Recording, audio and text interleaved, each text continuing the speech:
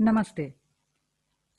हम आज मनोविज्ञान की पुस्तक जो 12वीं कक्षा की है, उसके चौथे अध्याय पर हम चर्चा करेंगे। यह अध्याय संबंधित है मनोवैज्ञानिक विकार से। मनोवैज्ञानिक विकार के हर एक पहलू पर हम प्रकाश डालेंगे और उसके अर्थ को समझेंगे। यह क्यों होता है, इसके क्या उपाय हो सकते हैं, इन सारी बातों पर हम चर्चा करेंगे।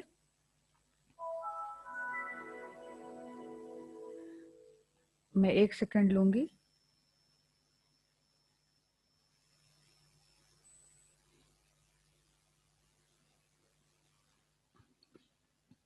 तो मनोवैज्ञानिक विकार क्यों होते हैं, यह किस चीज से संबंधित है, इसमें असामान्यता की क्या भूमिका है, इन सभी बातों को हम देखेंगे। हालांकि असामान्यता की बहुत सी परिभाषाएं दी गई है, मैं इन परिभाषाओं पे नहीं जाऊंगी और आपको बताऊंगी कि जो इनकी परिभाषाओं से कुछ बातें निकलकर सामने आती है, जैसे विसामान्यता, कष्ट, अपक्रिया, खतरा। तो इन्हीं बातों को हम देखेंगे। तो सबसे पहले हम देखेंगे कि ये जो विसामान्यता या अपसामान्यता है वह क्या है। कोई भी चीज जो सामान्य से परे है वह अपसामान्य है, असामान्य है या विसामान्य है। खतरा क्या है या कष्ट हम किसे कहते हैं? जब किसी व्यवहार से या हमारे शारीरिक बीमारी से किसी तरह का जब दुख पहुंचता है तो उसे हम कहते हैं कि हमें कष्ट हो रहा है, जो कि हमें अप्रीतिकर है, जो हमें क्षुब्ध करती है, ये हम कहेंगे कि कष्ट है। अब आते हैं कि अपक्रिया क्या है। जब हमारे दैनिक जीवन की क्रियाओं को ठीक करने में बाधा डालने वाली क्रियाएं होती है, यानी कि रोज बरोज जो हम क्रियाएं करते रहते हैं, जिसकी हमें आदत पड़ी हुई होती है, उनमें जब बाधा आती है तो हम कहते हैं कि अपक्रियात्मक व्यवहार हो रहा है। इसके बाद है कि खतरा। जब आपको लगे कि किसी दूसरे व्यक्ति, वस्तु, घटना, विचार से हमें नुकसान पहुंचने का अंदेशा है, तो हम कहते हैं कि यह खतरा है।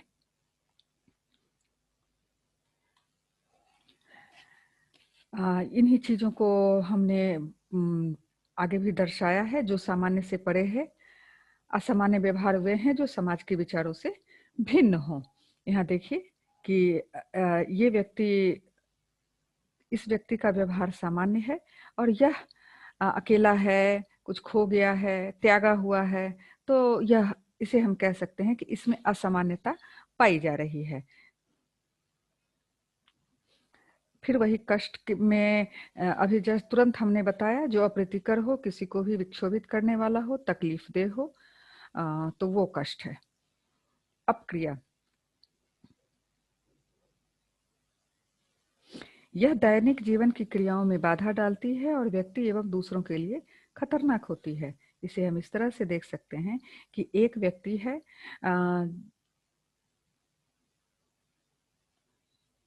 जो इस व्यक्ति को, यह व्यक्ति नुकसान पहुंचा रहा है और इसे सहायता पहुंचा रहा है, तो यह व्यक्ति इस व्यक्ति के प्रति इसका व्यवहार कहा जाएगा कि यह अपक्रियात्मक है।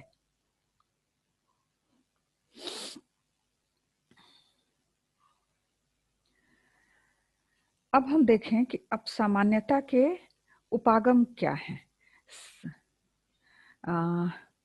अपसामान्यता के उपागम जो हैं, वो सबसे पहले तो हम ये देखेंगे कि ये सामाजिक मानकों से विचलित व्यवहार को अपसामान्य मानते हैं। यानी कि हमारे समाज में कुछ नियम कानून ऐसे बने होते हैं जिन पर सबों का चलना होता है, कुछ व्यवहार ऐसे होते हैं जिसे सभी लोग मानते हैं, लेकिन जब इससे विचलन होता है या इसे हम मानने से इनकार करते हैं, तब कहा जाता है कि यह अपसामान्य है। देखिए, कोई व्यक्ति इससे झगड़ा कर रहा है, या ये अकेला ही एक असामान्य रूप से हाथ को बढ़ाता हुआ चल रहा है, यह सामान्य स्वरूप में अपने विद्यालय की ओर जा रही है, या ये महिला सामान्य स्वरूप में अपने विद्यालय की ओर या बाजार की ओर जा रही है, तो इसे हम कहेंगे कि यह सामान्य व्यवहार को प्रदर्शित करता है। और इस व्यक्ति का व्यवहार देखिए कि दूसरों को नुकसान पहुंचाने की कोशिश कर रहा है, उसे आघात पहुंचाने की कोशिश कर रहा है, तो इसे हम कहेंगे कि यह असामान्य व्यवहार को प्रदर्शित करता है। अब सामान्य व्यवहार, विचार, संवेग वे हैं जो उसी प्रकृति से संबंधित समाज के विचारों से काफी भिन्न हो। प्रत्येक समाज के कुछ मानक होते हैं। समाज में उचित आचरण के लिए कथित या अकथित अकथित नियम होते हैं। इनके विरुद्ध आचरण अपसामान्य कहे जाते हैं।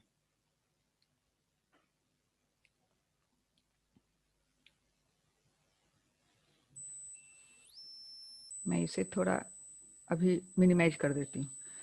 अब देखिए कि संस्कृति पर हम आते हैं। प्रत्येक समाज के मानक उसकी विशिष्ट संस्कृति, उसके इतिहास, मूल्यों, संस्थानों, आदतों, कौशलों, प्रौद्योगिकी, कला से विकसित होते हैं। इसे एक हम पहिए की तरह देखें, एक कल्चरल व्हील की तरह देखें, तो हम देखें कि कल्चर में क्या क्या चीजें समाहित होती है। उसमें एक समुदाय के महान होने की भावना होती है, उसमें ज्ञान और कहानियां होती है, उसकी एक भाषा होती है, उसकी एक परंपरा और विधियां होती है, उसकी तकनीक और कौशल होते हैं, उसमें कुछ उपकरण और वस्तुएं, वस्तुनिष्ठता होती है, उसके अपने उसकी अपनी कला होती है, खाना पीना होता है, उसके अपने मूल्य होते हैं। तो ये सारी चीजें मिलकर एक कल्चर का यानी कि एक संस्कृति का निर्माण करती है।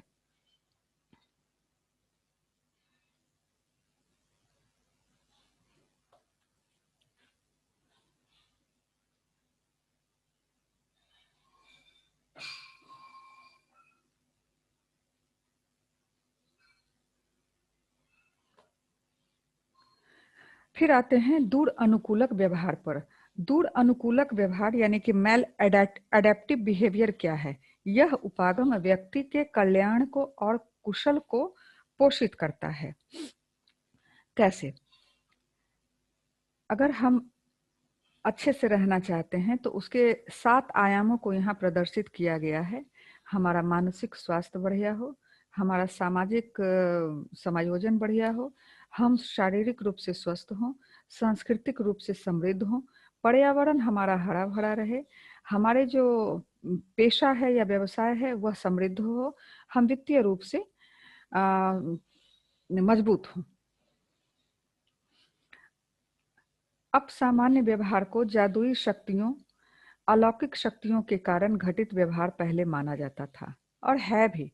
इसे दूर करने के लिए झाड़ फूंक जैसे तरीकों को आजमाया जाता था और आज भी हमारे समाज में देखते हैं कि ओझाओं को इसमें माहिर मानते हैं। इस विकार को हमें दूर करने की जरूरत है। देखिए यहाँ कि एक किस तरह से अलौकिक मानते थे। कोई घटना घट रही है तो उसे हम दैवीय प्रकोप या डायन, जोगिन, प्रेत के द्वारा किया गया कार्य बताकर जनता को भ्रमित करते रहते थे। यहाँ देखिए एक व्यक्ति अगर बीमार है तो इसे डॉक्टर की बजाय किसी तांत्रिक ओझा को लाकर इसका इलाज करने की कोशिश की जा रही है। और देखिए वो किस तरह एक मनोरोगी मानसिक रोगी बच्चे को किस तरह डरा रहा है या उसके साथ क्रूर व्यवहार कर रहा है ताकि इसकी शरीर से जो बुरी आत्मा का साया है वो निकल सके। यह अंधविश्वास के अलावा कुछ भी नहीं है।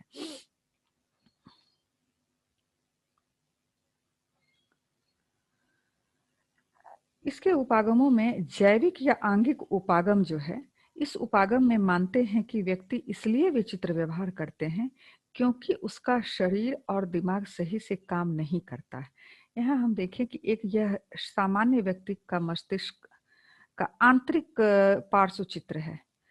तो इसमें देख रहे हैं कि ये जो कुछ असामान्यता का तत्व है ये बहुत ही कम है, बहुत छोटे स्वरूप में है।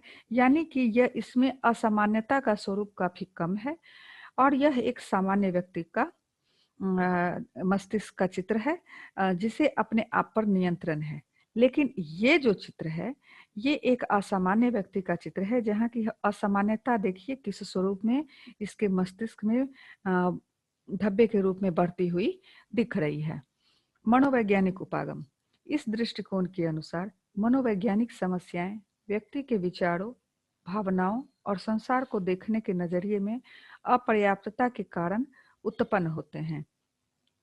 ये यहाँ देखिए कि एक व्यक्ति एक ही मस्तिष्क के दो भागों को दिखाया गया है, जिसमें आधे मस्तिष्क में सारी चीजें स्पष्ट है और यहाँ कोई भी उलझन नहीं है, लेकिन इसमें कई रंगों के द्वारा यह बताने की कोशिश की गई है कि इस व्यक्ति के विचार, भावनाएं और जो हमारे संसार को देखने का नजरिया है, उन सबों में अपर्याप्तता है और कुछ न कुछ उलझन है, जो कि इसे कह सकते हैं कि पजल्ड बना रही है, उलझी हुई बना रही है।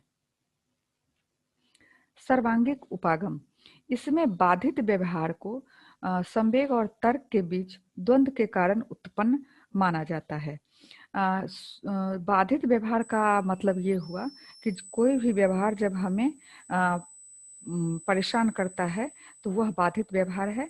इसकी अवधारणा ग्रीक के दार्शनिक हिप्पोक्रेट्स और बाद में सुकरात और प्लेटो ने भी दी।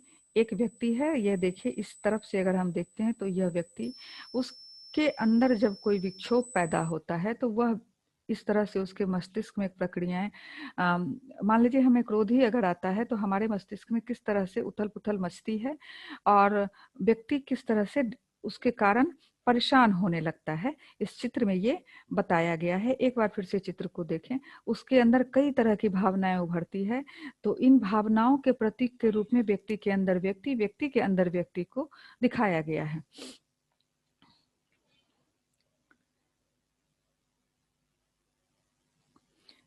यह भी कुछ वैसा ही है।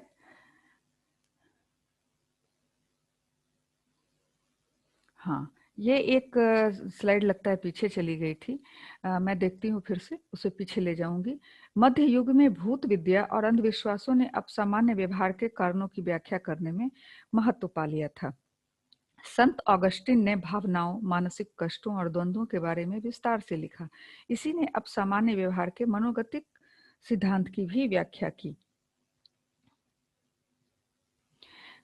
ये है संत ऑगस्टिन, और देखिए कि उस समय किस तरह से इन विद्याओं पर लोग विश्वास करते थे और जीवन जीते थे। पुनर्जागरण काल में योहान वेयर ने मनोवैज्ञानिक द्वंद्व और अंतर्वैयक्तिक संबंधों में बाधा को विकारों का महत्वपूर्ण कारण माना। इस काल में अब सामान्य व्यवहार के बारे में जिज्ञासा और मानवतावाद में काफी वृद्धि दिखाई दी। इसे हम पुनर्जागरण काल कह सकते हैं, और ये योहान की एक स्केच है, योहान जिनका भी जिक्र किया गया है। तो उन्होंने इस तरह से मनोवैज्ञानिक द्वंद्व और अंतर्वैयक्तिक संबंधों में बाधा को मनोवैज्ञानिक विकारों का महत्वपूर्ण कारण माना।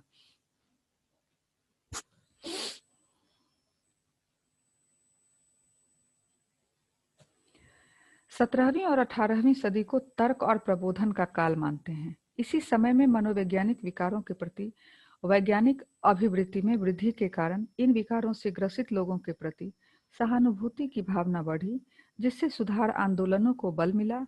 इससे संस्था विमुक्ति के प्रति रुझान बढ़ा। यहाँ हम बताएंगे कि संस्था विमुक्ति क्या है। संस्था विमुक्ति का अर्थ है कि जहाँ मानसिक रूप से बीमार लोगों के ठीक होने के पश्चात सामुदायिक देखरेख के लिए उन्हें रखा जाता था। यहाँ सुधार आंदोलन के फलस्वरूप हम देख सकते हैं कि इसमें धर्म और आस्था की बजाय के स्वरूप को देखा जाता था उसके पहले मनोवैज्ञानिक रोग के कारणों के रूप में। लेकिन इसके बाद ये देखिए संस्था विमुक्ति का एक उदाहरण है, जहां मानसिक रोगियों को अलग न रखकर समुदाय के बीच में रखा जा रहा है। कई उपागमों के अपसरण से अन्योन्य क्रियात्मक एवं जैव मनोसामाजिक उपागम का अभ्युदय हुआ। इस परिप्रेक्ष्य में जैविक मनोवैज्ञानिक एवं सामाजिक कारक मनोवैज्ञानिक विकारों की अभिव्यक्ति और उसके परिणामों को प्रभावित करने में महत्वपूर्ण भूमिका निभाते हैं। कैसे? देखिए, ये हमारा मनोवैज्ञानिक ये हमारी मनोवैज्ञानिक आवश्यकता है, ये जैविक है, ये सामाजिक है और ये तीनों में ओवरलैपिंग है, यानी कि एक दूसरे को ये आच्छादित कर रहे हैं। कौन कहाँ कितनी मात्रा में आच्छादित कर रहा है। अगर हम इसे देखें कि मनोविज्ञान और समाज एक दूसरे को इतनी दूरी तक आच्छादित कर रहा है अपने विचारों भावनाओं से, जैविक स्वरूप भी इन दोनों को ही आच्छादित कर रहा है। तो यह दर्शाता है कि कौन कितने में कौन सी आवश्यकताएं जो है एक दूसरे को प्रभावित करती है।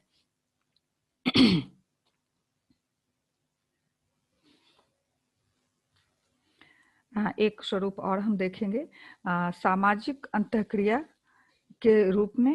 अंग्रेजी में है लेकिन मैं इसे आपको हिंदी में बता दूंगी।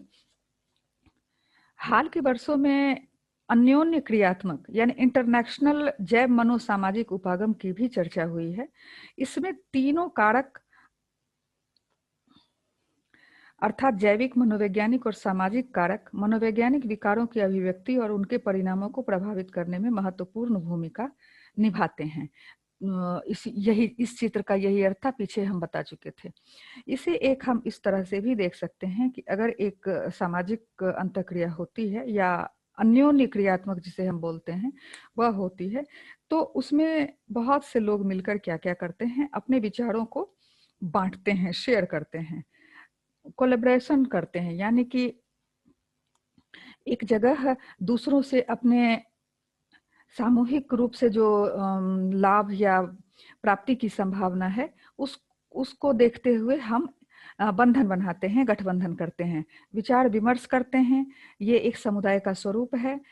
बहुत से विचार अलग अलग मस्तिष्क से उभर कर सामने आते हैं। उन विचारों को हम एक जगह इकट्ठा करते हैं। कोई ऐसा प्रश्न भी दिया जाता है जिस पर आपका मस्तिष्क कई तरीके से विचार करता है, तो इसे हम मस्तिष्क उद्वेलन कहते हैं। अंग्रेजी में ब्रेनस्टॉर्म है।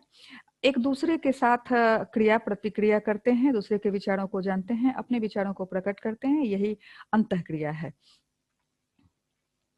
अब हम कुछ प्रश्नों को देखें। निम्न में से कौन अपसामान्यता के लक्षण नहीं है? मनोवैज्ञानिक विकार के उपागम में यह शामिल नहीं है। संस्था विमुक्ति की धारणा किस काल में उदित हुई?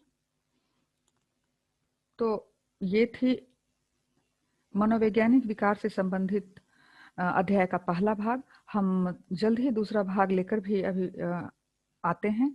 तब तक इंतजार कीजिए।